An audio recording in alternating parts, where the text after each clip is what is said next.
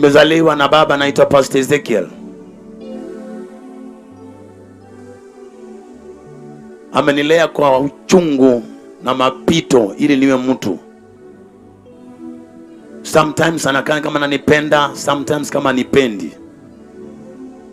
Kwa sababu nilianguka mikono mabaya. Kulelewa na ndugu yako uliozaliwa naye kwa tumbo moja sio rahisi, ni ngumu. Mpaka utoe akili zako kwamba si ndugu, ni baba, ndio uone ufike mbali. So ilikuwa ni gharama nitoe akili zangu kwamba huyu si ndugu yangu mkubwa, huyu ni baba. Nikaomba Mungu, nikamwambia Mungu nipe hekima, nitulie miguuni pake, nimsikilize, anitume vile anavyotaka. Siku moja nihubiri kama yeye.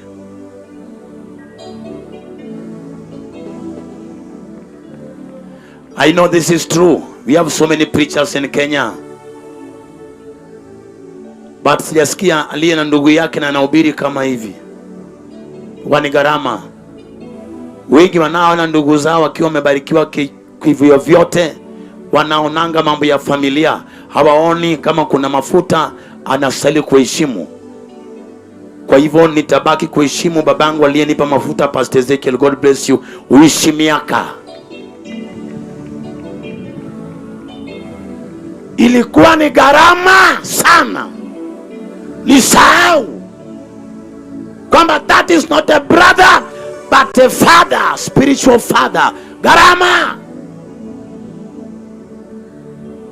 But I decided to listen to him.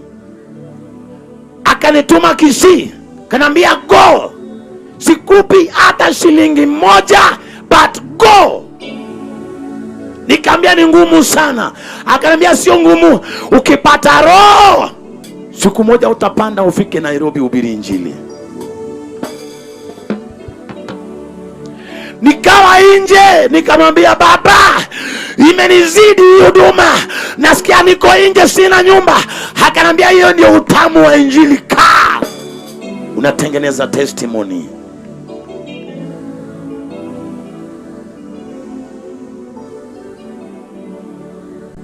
Leo tumefika hapa.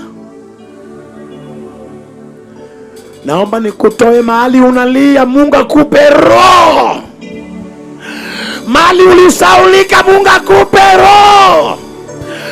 Utarudi na roho nyumbani bara. Sema yes. Kwetu tuliandika barua, mimi na ndugu yangu Richard na Bob na baba yetu James.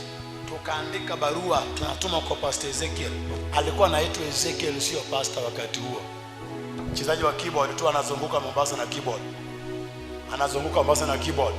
Tukasema huyu mtu alienda kusomea engineering, ameenda kucheza keyboard kwa makanisa, useless man. Tukaandika barua, come back home very fast, or else tutakukujia kukubeba. Akasema hata mkija hapa hamtanichukua, niko Mombasa na sitoki. Na njaa imezidi nyumbani, navua samaki, yule mwingine pia anavua samaki, baba anavua samaki, nyumba ya mama ni nyumba ya matope na nyasi. Tunatafuta aliyepewa neema fulani arudi nyumbani. Akasema sirudi. Akateseka mpaka leo namuona nikakonde, si ndio? Ni mateso, kukula na kula ni mateso tu. Hawezi naona zaidi hapo.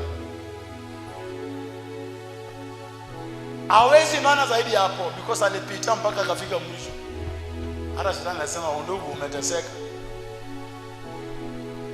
Alienda kututafutia ili atakaposema ubarikiwe wewe pia, ubarikiwe wewe pia. Leo hatuko nyumbani sote. Niko Kisii, Bob yuko huko, Richard yuko huko, Grace yuko huko, Ezekiel yuko huko. Mimi niko hapa. Nitakota wengine pia nitaleta hapa waliobaki nyumbani. Amen. Wamuone huyu Yesu. But wakati ule tuliona napoteza wakati. Mwanangu ubarikiwe mpaka aliye kuwekea uchawi kaanguka. Akuogope.